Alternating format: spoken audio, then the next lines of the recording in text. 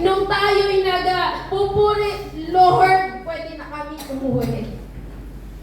Kasi ako mismo damang-dama ko yung presensya ng Panginoon. At alam niyo ba kung ano yung ituturo ko ngayon? Patungkol sa pagpupuri sa Panginoon. Covered in prayer, armed with praise. Amen. Tayo ay covered ng prayer at tayo po ay patuloy na magpupuri at magtataas ng kamay at sisigaw sa Panginoon, iiyak ng malakas sa Lord sapagkat ang presensya ng Panginoon ay nasa atin sa umagang ito. Amen. Hallelujah. Oh, we give you praise, Lord.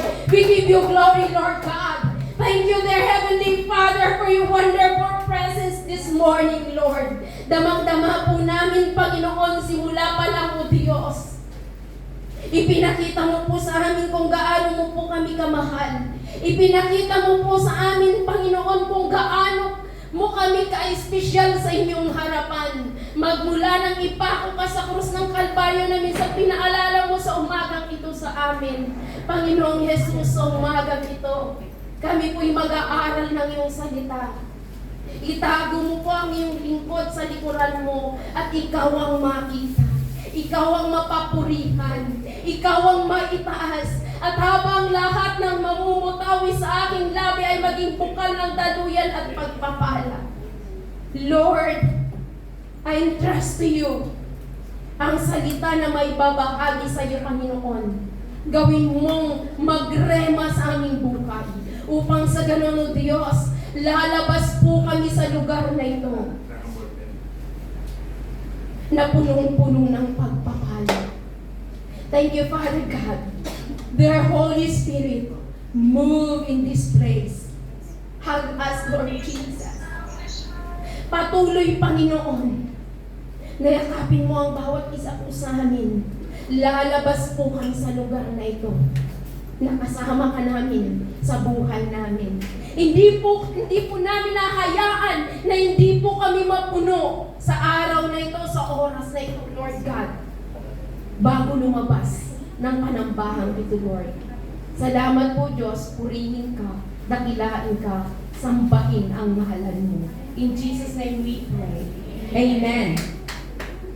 Sige po, palakpaksamahan po natin si Kuya Willie sa pagpalakpak sa Panginoon. Amen. Praise the Lord. Sabi ko po kanina, covered in prayer, armed with praise. Amen. Alam niyo po ba, bago ko po basahin yung ating pong teksto, may isa akong gagamitin na isang kapatid ko. Nung nakita ko siyang tumalon, nagtaas ng kamay, nagpuri sa Panginoon ng buong lakas, na hindi niya kayang i-explain kung ano yung nararamdaman niya. Ginagawa ko pa lamang po ang outline ko na ito. Siya na po ang nakasulat dito sa akin. Sabi ko, gagamitin ko ang kapatid na ito. Ang kapatid na ito, punong-puno ng problema ito, pero hindi natin nakikita yung problema sa kanya.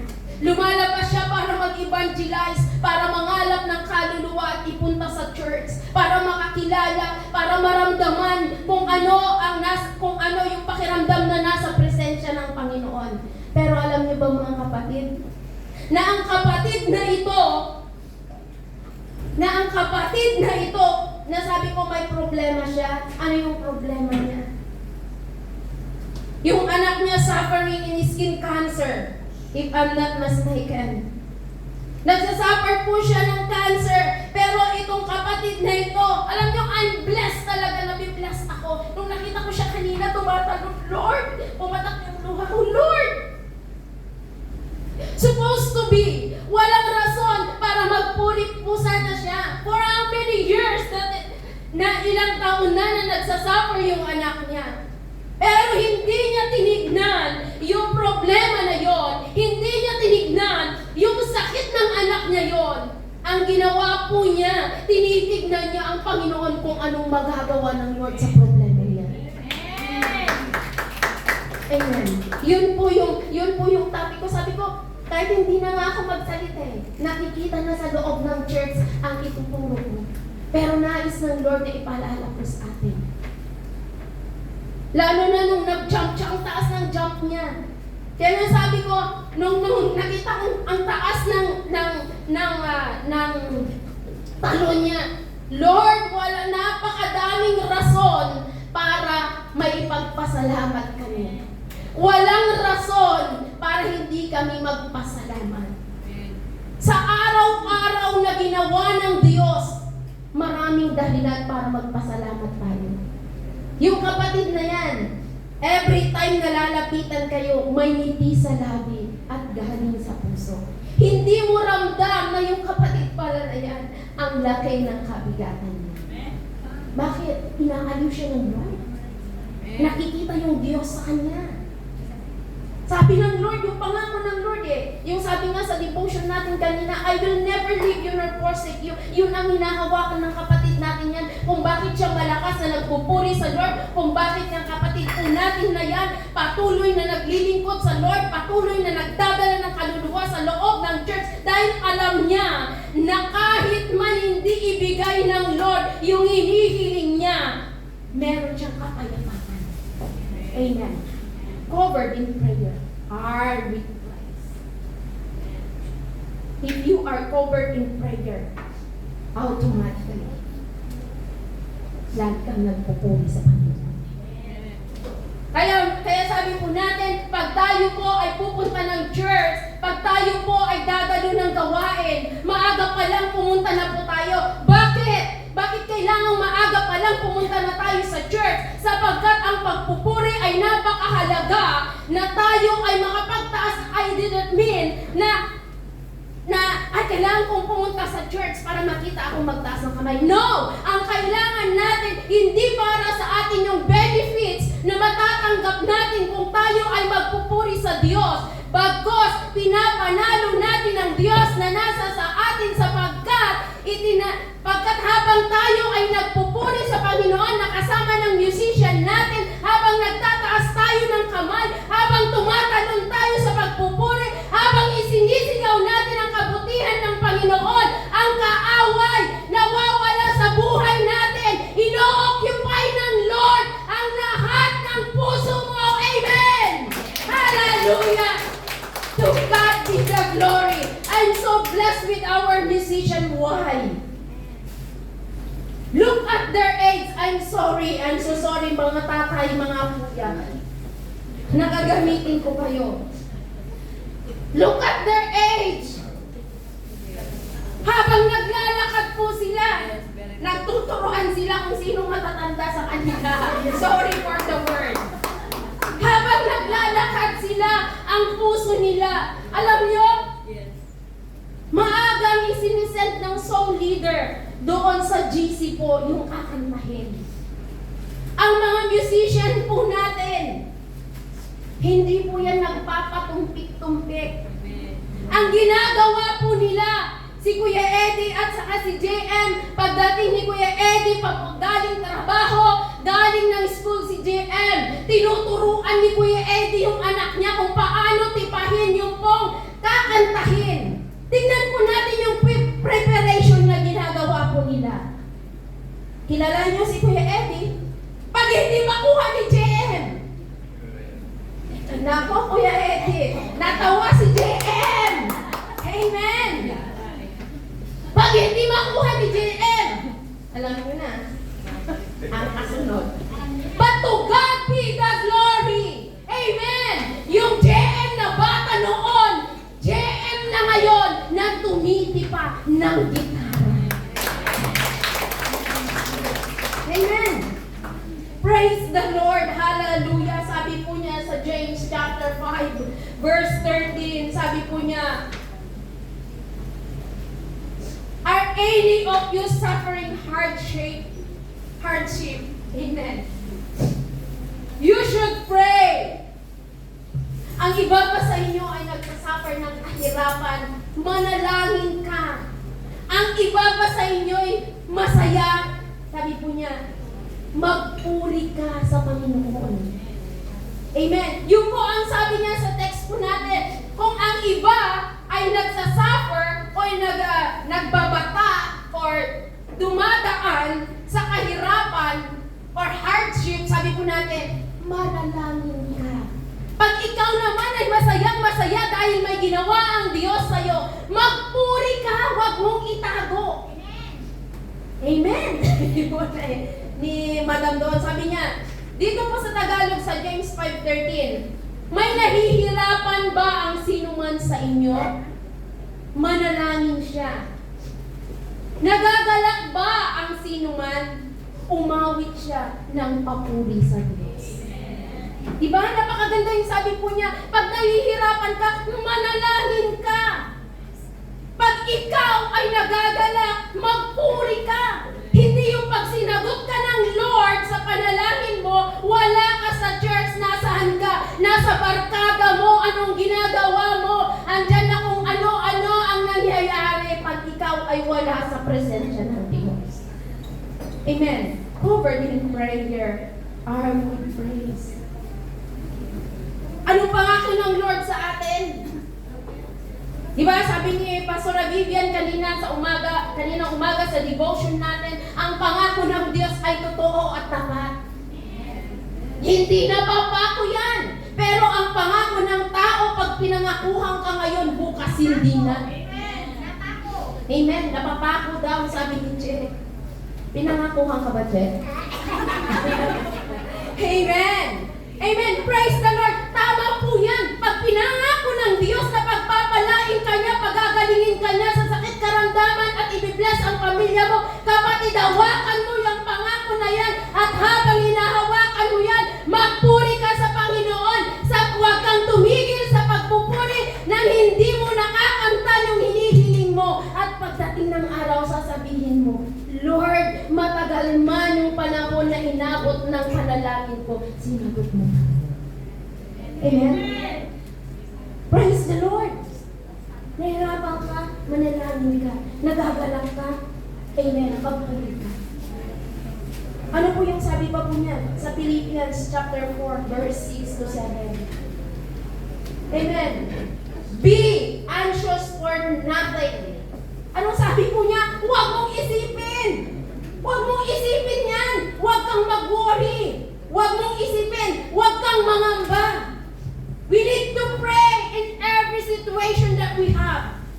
Ano mang sitwasyon meron ka, manalangin ka, magalak ka, magpuri ka, sapagkat every time na nakakaranas ka ng pagsubok, kapatid, kalakasan mo yung pagsubok na yan. Yan ang mag-aangat sa iyo sa iyong pananampalataya. Hindi yan ang magdadala sa iyo pababa, kundi ang mga pagsubok na yan na inaalala mo, yan ang mag-aangat sa lahat ng yung mga problema na yan, lahat ng bumabagabag sa'yo, yan ang mag-aangat sa'yo at makikita mo, Lord, nasa middle na pala ako ng pananampalataya. Hindi mo namamalayan ilang steps na pala ang nangyari sa buhay mo nang hindi mo namamalayan. Si Pastora Bernie, sorry po, gagamitin ko lang sa church. Si Pastora Gerly na ordain. Sinubok siya ng Lord. Sinubok siya ng kaaway. Tingnan ko nga kung itong alagad ng Diyos na ito is pag may nangyari sa kanyang physical health is hindi siya magpupuri sa Lord, hindi siya magpapatuloy sa Lord, hindi magpapatuloy sa akin, magtatanong sa akin. Unang ginawa ng kaaway sa buhay ng kapatid po natin sa family niya. Pero natinag ba si Pastora Bernie? Nandito siya. Sabi nga namin ni Pastor, next daw sasayaw na siya. Kaya mo na ba? Mare, sasayaw na daw. Diba? Mga kapatid, ang hindi po nakakakilala kay Pastora Bernie na operahan po siya a month ago. Pero pagka-opera po niya, nakakagulat, nandito na sa church. Amen. Kasi maraming nanalangin para sa Kanya, hindi lamang po tayo na taga-JLC, dahil magmula nang tanggapin natin ang Panginoon bilang Diyos at tagapagligtas sa atin, somebody's praying to us. Pero nung nasa dati tayong pananampalatayang posible imposible. I don't care. Sasabihin natin, bakit ko siya ipapanalangin? But ang grace ng Panginoon na nakikita po natin ay nung tanggapin natin ang Diyos bilang tagapagligtas po natin, nagkaroon tayo ng care sa bawat isa. Nagkaroon tayo ng pagmamahal, nagkaroon tayo ng heart of prayer, heart of worship para sa Kanya. Na habang siya ay nagsasuffer, nung po siya nagsisend doon po sa GC ng intercessor, sabi po niya na andito po ako magpapacheck up, supposed to be ako, pero kinunfine ako, mauoperahan ako. Yung pakiramdam, di ba? Napakahirap yung pakiramdam na nandito ka sa malayong lugar, na wala kang kasama sa buhay, na wala ay yung mga magulang mo, na wala mga kapatid mo, na mag-aalaga sa'yo. Yun yung pinakamahirap na part ng OFW. Na kahit na masakit, kailangan mong kumilos. Na kahit na nandoon, na natatakot ka na. Sabi niya natakot siya. Nung ipapasok na siya sa operating room, of course, takot na takot siya. Tao lang siya. Kasi wala yung nanay niya, wala yung mga kapatid niya, walang magsasabi na kaya mo yan, anak. Kaya mo yan, kapatid. Yes, nandyan sila Tere, nandyan sila Reg, na mga kaibigan niya. Pero iba pa rin ipag magulang o kapatid yung nandyan. Amen.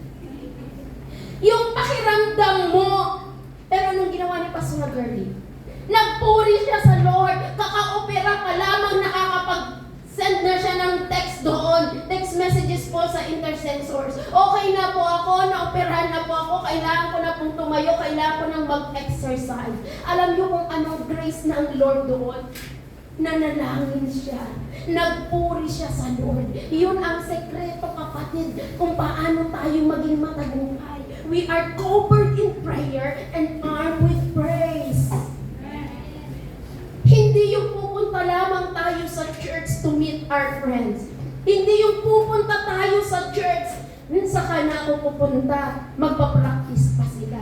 Saka na ako magpupunta, praise and worship pa lang. Pagpupunta na lang ako sa church, pag-preaching na. Kapatid, hindi mo alam yung kahalagahan, yung pagpupuri sa Panginoon. Malaki ang nagagawa ng pagpupuri. Malaki ang nagagawa ng pananalangin. Habang ano ba ang nagpapagulo sa isipan mo ngayon? Ano ang nagpapagabag sa dibdib mo ngayon? Amen? Or ano yung nagpapakabog sa dibdib mo ngayon? Ano yung nagpapataranta sa'yo ngayon? Or ano yung nakakapanginig sa laman mo ngayon? Or ano yung kinakatakutan at nagbibigay ng pag-aalala sa iyo? Ang lahat ng itong katanungan, alam ko meron sa atin. Lord, katapusan na, hindi pa binigay yung sahod ko. Lord, kailangan ng anak ko. Lord, papasok yung anak ko. Lord, koleyo na yung anak ko. Sasabihin niya, nakakatakot sa ating OFW pag sinabing, Ma, kumusta? Pag sabi ng Lord, allowance na naman ito. Diba? Tatapusan na. December 2 na ngayon. 3. December 3 na ngayon. Wala pa si sahod. Yun yung mga inaalala po ng bawat isa po sa atin, yung mga electric bill natin sa Pilipinas. Kung may boarding house tayo, yung boarding house.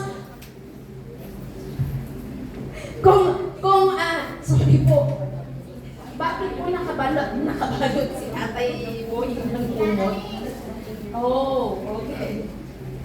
Yung pong pakalastas. Yung ba, yung inaalala natin, yung nagpapagulo sa isipan natin, na sabi natin na we are covered and armed with praise, yung pong nagpapagulo, Lord, yung anak ko papasok na ko, yung allowance na lang niya, ganito na lang. Naramdaman ko yan. Bakit nagpa-aral din ako? Nararamdaman ko pa rin yan. Dahil kami pa rin yung sumasagot ng apartment niya. Iniisip mo, Lord, kasi kahit sabi mo nagtatrabaho ng anak mo, iba pa rin yung may pakialam ka sa financial niya. Yung bang hindi ka kontento na parang ikikip mo na lang sana yung pera mo. Yung anak ko, baka wala pa, hindi pa nagsahod. Yun yung isip ko. Kaya kung ano yung pinapadala ko noon, ganun pa rin ang padala ko sa kanila. Diba? Yun yung mga nagpapagulo sa isipan natin. Nagpapakabog sa puso natin. Naku, exam ng anak ko, Lord. Naku, Lord, wala akong magbigay na tuition fee. Naku, Lord, bayaran ng tuition fee. Mostly sa ating mga magulang na nandito, yun yung iniisip natin. O kaya sabi natin, nakakapagpataranta sa atin. Naku, tarantang-taranta ka na. Lord, 1 week na wala pa yung sahod ko. Anong ipapadala ko? Lord, ano ang gagawin ko? O kaya alalang-alala ka. O kaya takot na takot ka. Kapatid, ang lahat ng ito, sabi po niya sa Philippians, amen. Ano yung pangako ng ating pong Panginoon? Napakagandang yung Philippians 4:7. Na sabi po niya, ibibigay ng Lord lahat. Huwag kang mabalisa. Don't keep worrying. Ibibigay niya yung tunay na kapayapaan. Na yung kapayapaan na yun ay hindi kayang ibigay ng mundo. Amen. Yung pong iniisip mo yung tuition fee, iniisip mo yung allowance, iniisip mo yung pambili ng pagkain nila. Kapatid, you need to pray persistently. Diba? Manalangin tayo, pray without ceasing. Manalangin tayo ng manalangin hanggat hindi nababago yung sitwasyon ng bawat isa sa atin. Huwag tayong hihinto sa pananalangin at pagpupuri sa Diyos sapagkat sabi ko nga kanina, ang laki ng nagagawa ng panalangin at pagpupuri sa ating pong Panginoon. Tumatalsik ang kaaway pag tumatalon at nagpupuri tayo. Nawawala yung kabagabagan, nawawala yung pag-aalala, nawawala ang lahat sa atin pag tayo ay nagpuri at nanalangin. Amen. Maybe today, ang battles natin ay sobrang bigat. Ang bawat isa sa atin, maybe, hindi ko alam dahil hindi ko kilala ng lubusan ang bawat isa sa atin. Maybe ang isa sa inyo, isa sa atin, may mabigat na dinadala nung pumasok siya sa bahay panambahang ito. Or minsan, nauubusan na tayo ng salita to describe kanong pinagdadaanan ng bawat isa po sa atin.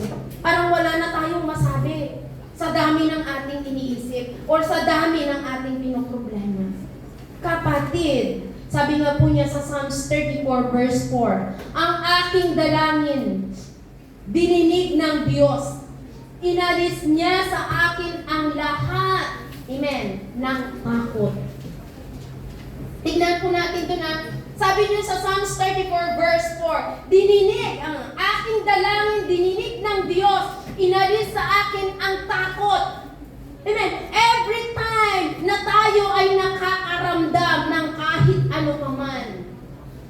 Psalms 34, si David, lagi po yan nagpapadeliver sa Lord.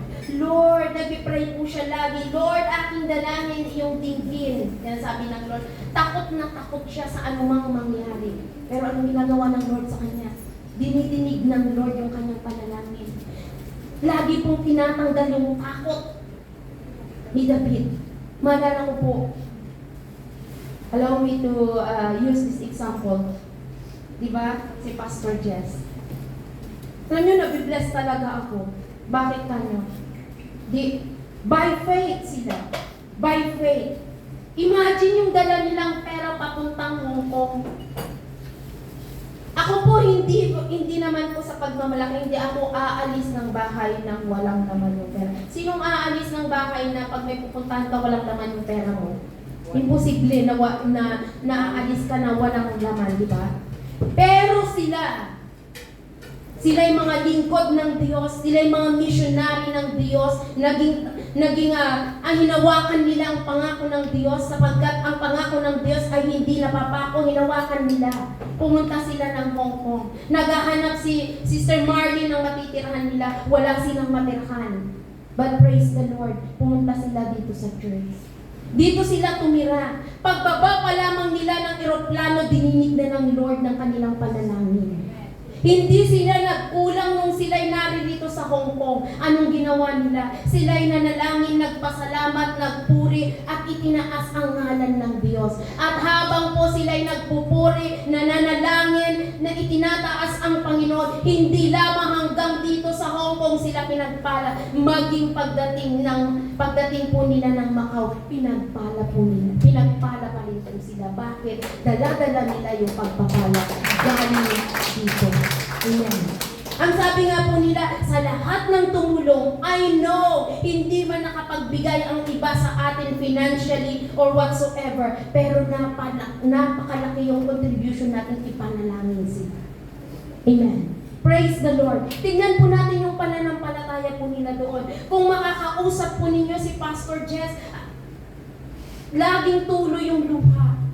Bago po sila nag-flight nung Thursday, tumawag po, iiyak, nagpapasalamat.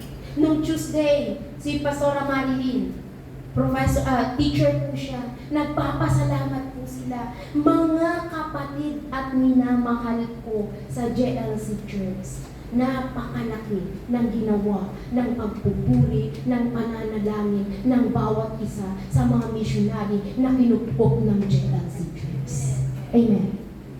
Hindi malayong gawin ng Diyos sa iyo yun. Hindi malayong gawin ng Diyos sa sitwasyon mo ngayon. Ikaw, may kabigatan, wala ka ng word na magamit to describe your situation now.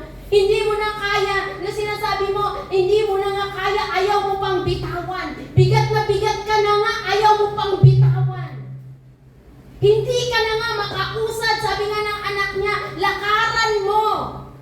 Or hakbangan mo yung sinasabi ng Diyos sa'yo. Sinasabi ng Diyos sa'yo, humakbang ka. Bitiwan mo ang lahat ng kabagabagan. Bitiwan mo ang lahat ng daladala mo. Bitiwan mo ang lahat na nagpapabigat sa'yo. Manalangin ka.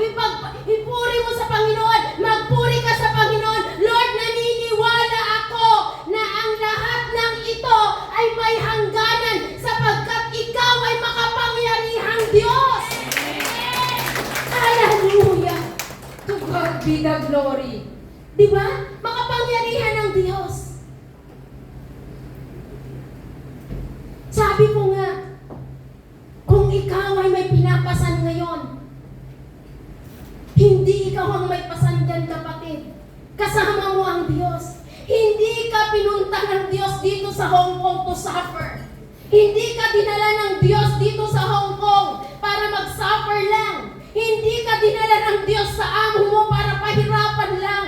May itinuturo lang ang Panginoon sa atin. Ano yon? Kailangan matuto tayo ng manalangin at magpuri sa Kanya. Tignan niyo yung lions din sa Daniel. Diba?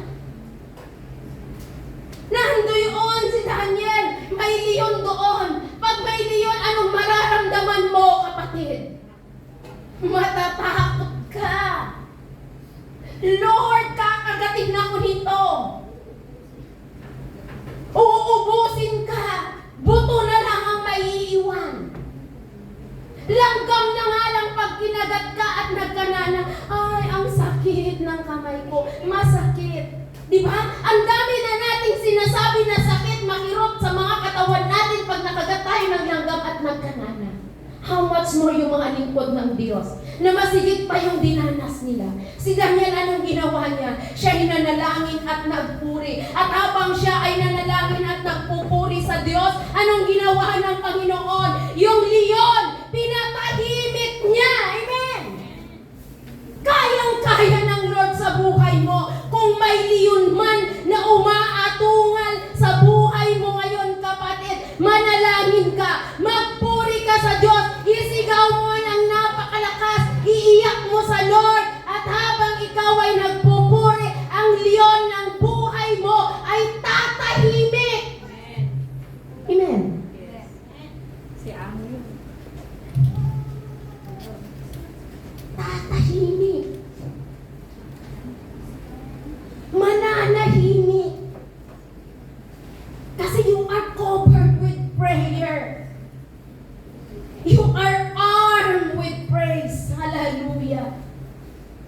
Anong ginagawa mo pag nakakaramdam ka ng kabigatan?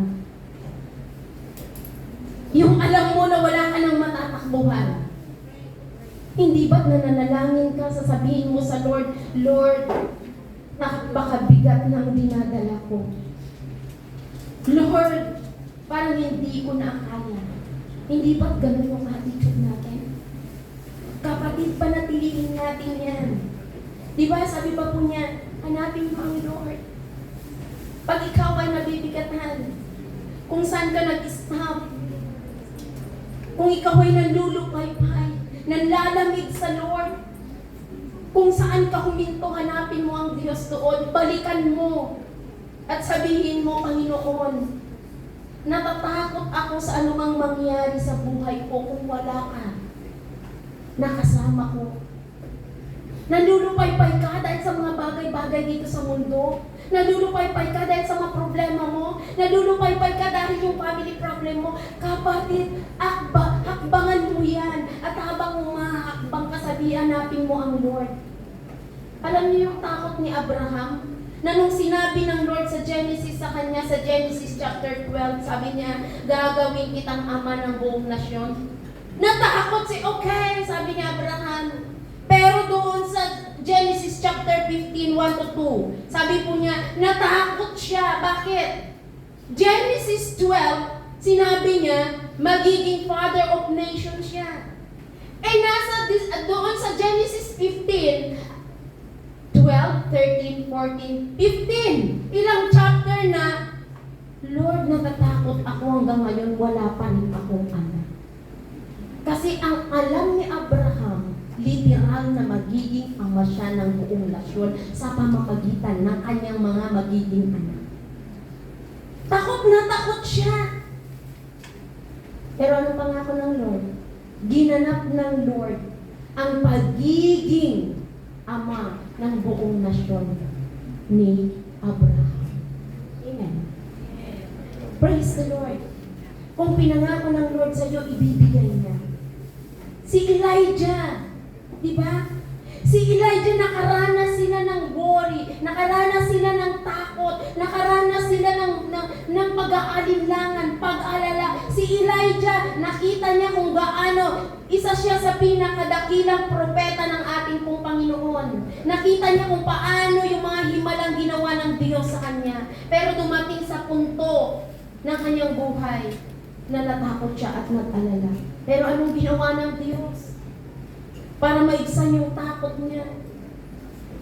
Inalim siya ng Diyos. Pumunta siya sa kuweba. Nagtago siya.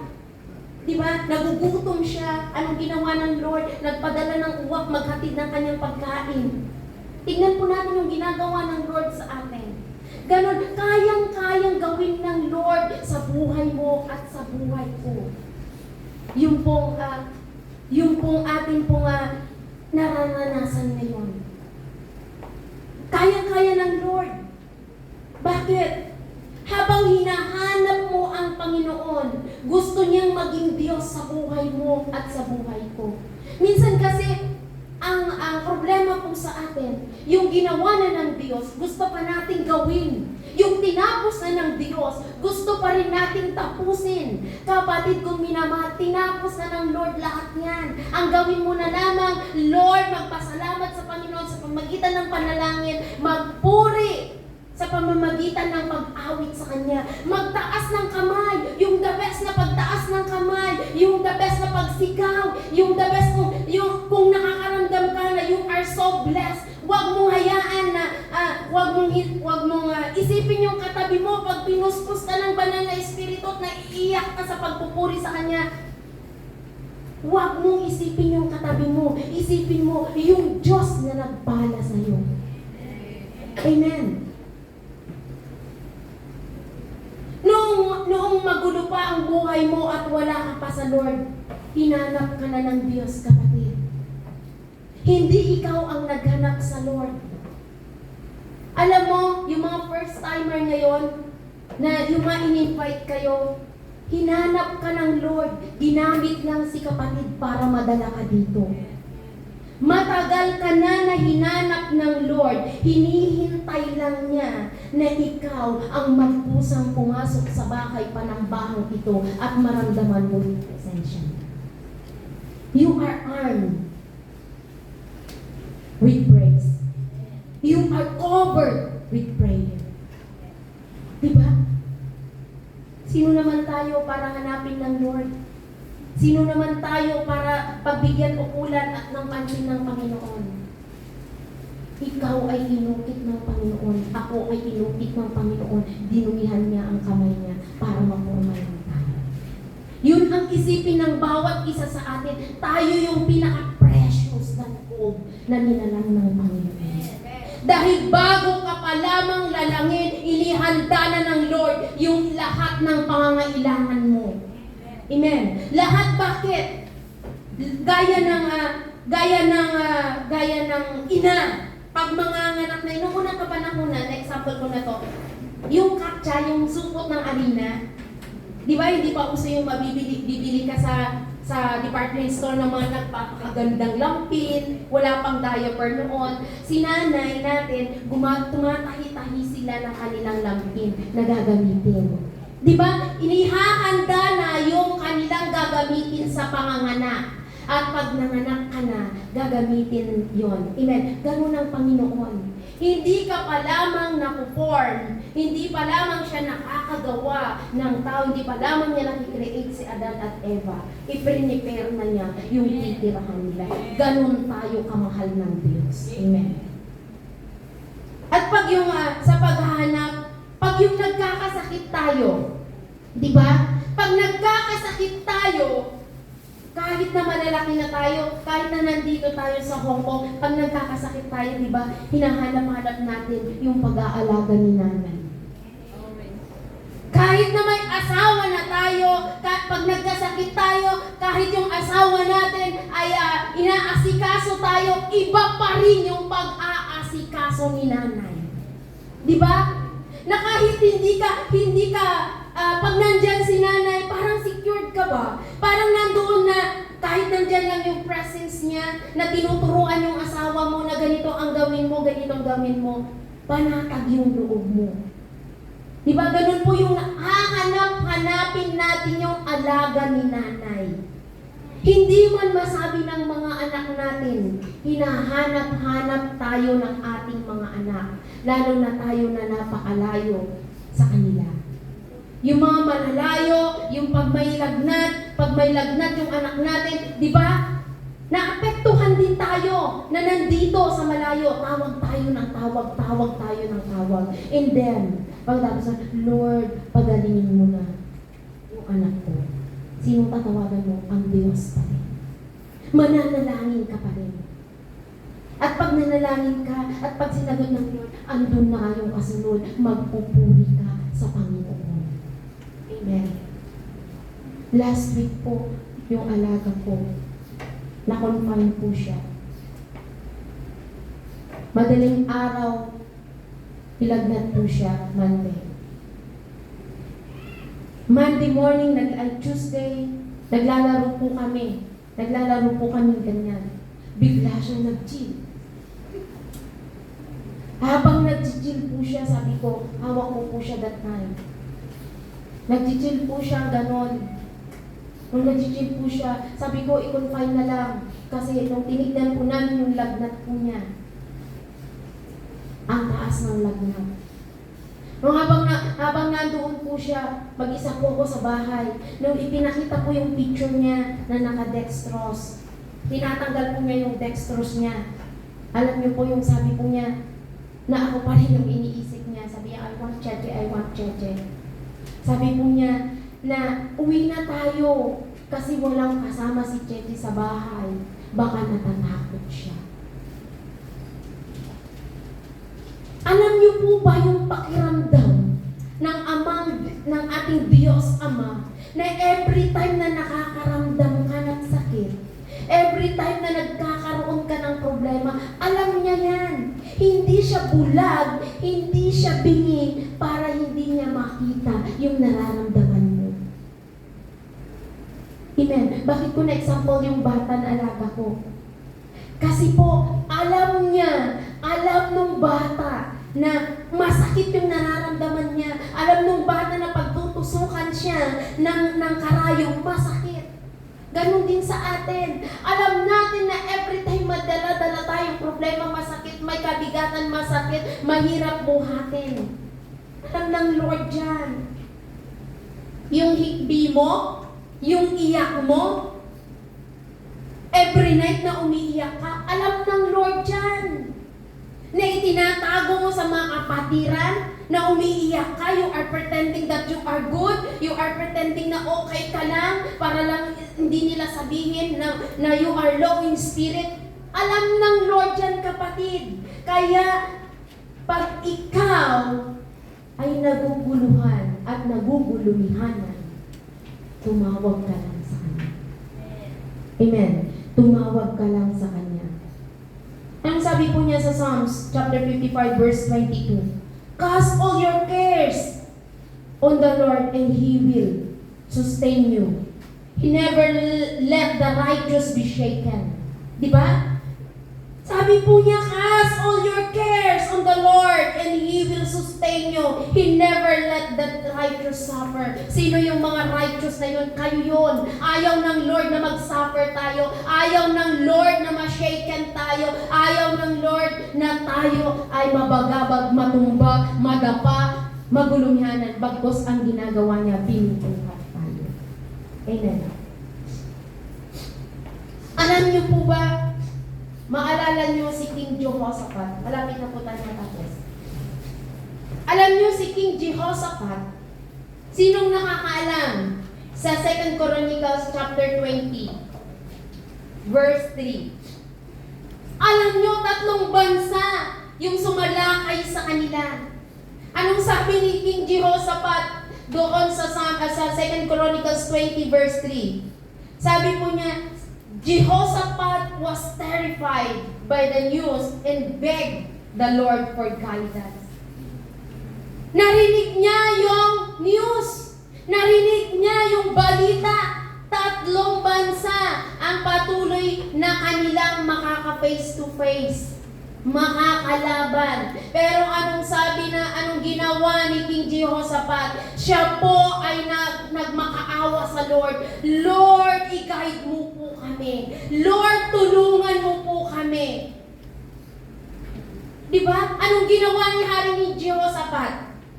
Ikaw, pag hari ka na nababagabag at natatakot ka, bababa yung takot doon sa mga sundalo mo. Ano po ang ginawa niya? Siya po ay nag-ayuno. Siya ay nag-ayuno, nanalangin, nagpuri sa Diyos. Ito po yung napakaganda sa 2 Chronicles chapter 20 verse 12. Sabi po niya, "Oh our God," sabi niya, "would you stop them, Lord?" Sabi po niya, patigilin mo na sila. We are powerless. Sabi po niya, again, this mighty army that is about to attack us, we do not know what we are looking to you. Amen. Sabi niya, we do not know what we are going to do. Lord, hindi namin alam ang gagawin namin, pero we're looking to you. Yung tulong mo. Lord, patigilin mo lang, wala kaming kakayahan. Diba? Pag ikaw ngayon may hinaharap kang atake ng kaaway, sabihin mo sa Panginoon, Lord, tulungan mo po ako. Hindi ko po ito kaya pag hindi kita kasama. Amen. Yun lagi ang atin pong iisipin. Sapagkat kung tayo ay nag-worry, pero anong nangyari? Nung habang nagpipray, nananalangin si Hari Jehoshaphat, nagtagumpay sila. Amen. Magtatagumpay ka, kapatid. Naririyan na ang tagumpay. Magpatuloy ka lang sa iyong pananampalataya. Humawak ka lang sa Lord. Sabi nga ni Pastora Vivian, pag humawak ka sa kahoy, pag nabali yung kahoy na yon, babagsak ka. Pero pag humawak ka sa kamay ng Panginoon, iaangat ka ng Panginoon at hindi ka babagsak. Amen. Hawakan mo yung kamay ng Lord. Ang ginawa ni Haring Jehoshaphat, siya ay nanalangin, nagpuri at nag-ayuno sa Panginoon. At nung natapos yung pag-aayuno po nila, sila po'y naging victorious. Amen. Magiging victorious Christian ka pag hawak ka sa Lord. Forward in prayer. Army praise. Yun po ang lagi natin isiksik sa ating mga puso't isipan. Lord, kailangan kong manalangin, kailangan kong magpuri. Dahil sa pagpupuri, dahil sa pananalangin, ang sitwasyon ko ay mag-iiba. Kasi if we are keep on worrying, ang nakikita natin yung sarili natin. Magsi-self-pity tayo. Magkakaroon tayo. Oo, sabi ni Pastora Girlie. Kasi nung time niya siya na-operahan, nasasabi po niya sa amin, nagsi-self-pity siya. Kasi nakikita niya yung sitwasyon niya. Wala siyang kasama. Every time na nakikita niya yung sugat niya, sabi ko nga, huwag mo nang tingnan. Every time na nakikita niya yung sugat niya, naaawa siya sa sarili niya, nagkakaroon siya ng, nagsiself-pity siya. Kasi nag-keep on worrying eh. Pag nag-keep on worrying ka, yung sarili mo ang nakikita mo. Nakakalimutan natin yung Diyos na humanap at pumili sa atin. Di ba? Amen. Ang pag-aalala ang siyang nagpapabagsak sa bawat isa sa atin. Kaya huwag tayong mangamba. Magpuri ka lang sa Lord. Manalangin ka lang sa Lord. Huwag tayong mag-alala, mangamba, kasi huwag nating trabahuin, sabi ko kanina, yung tinrabaho na ng Lord. Leave it to God. Cast it to God. Sobrang bigat na nga, dala mo pa. Ibigay mo, iabot mo sa Kanya. Hindi natin trabahong mag-alala sa pinagtagumpayan na ng Lord. In the first place, ang laban na ito, hindi lang laban mo, kundi laban din ng Panginoon. Amen. Don't worry, children of God, of JRC. Amen. God got you. Amen. God got you. Huwag mong don't worry, children of God, kasi alam ng Diyos, sabi ko nga, God got you. Amen. Anong gagawin natin? Anong sabi po niya sa Psalms 34? Balikan natin yung Psalms 34:4. Ang aking dalangin ay dininig ng Diyos. Inaalis na yung takot. May takot ka pa ba? May pangamba ka pa ba? Magpuri ka sa Panginoon. Tignan mo si Paul and Silas, sinong nakabasa sa Acts. Amen. Magtatapos po tayo. Doon po sa Acts, ano po ang sabi po niya doon sa Acts 16? Kung atin pong babasahin yung si Acts, doon po sa Acts. Amen. Anong ginawa ni Paul and Silas? Si Paul at Silas po ay nasa bilibid po sila. Si Paul at Silas po ay nandoon po sila sa kulungan. Sila po ay nakakulong, nakakadina. At kung atin pong gagamitin ang imagination natin, sila po ay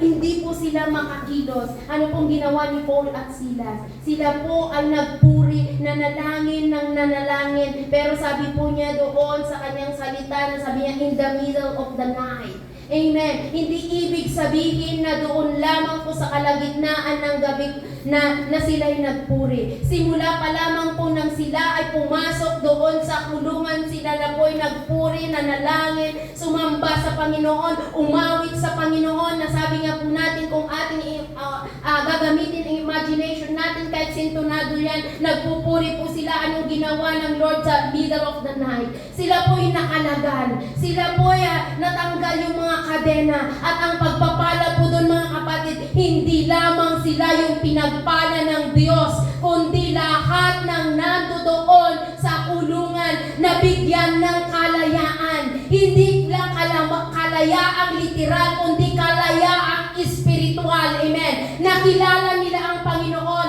tinanggap nila ang Panginoon, nabigyan sila ng buhay na walang hanggan, na ngayon ikaw, ako ay tinatamasa ng bawat isa sa atin. Hallelujah. Ganon ang ginawa ni Paul and Silas. Sila'y nagpuri ng nagpuri. Sila'y patuloy na nagsabing, I will praise the Lord. Ano pang sabi ni Moses? Anong sabi ng Lord kay Moses? Sabi ng Lord kay Moses, tanggalin mo ang mga Israelites sa Egypto.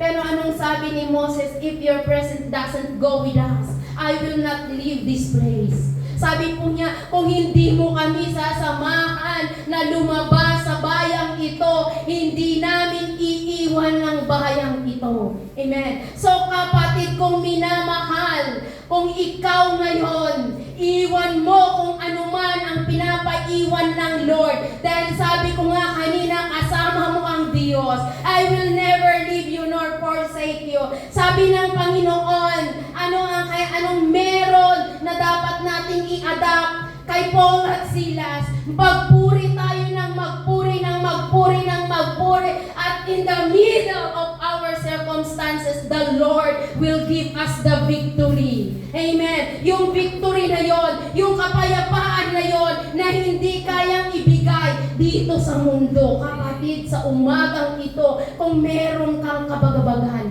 kung meron kang kabigatan, kung meron kang dala-dala, hindi ito yung panahon na dadalhin mo yan habang buhay. Kapatid, kung minamahal, hindi wag mong tapusin o wag matatapos ang ating mga buhay na hindi natin napagtatagumpayan ang lahat-lahat ng yan. Kasama mo ang Diyos, kapatid. Amen. Huwag po nating hayaan na yan ang magpapabagsak sa atin. Magpuri ka.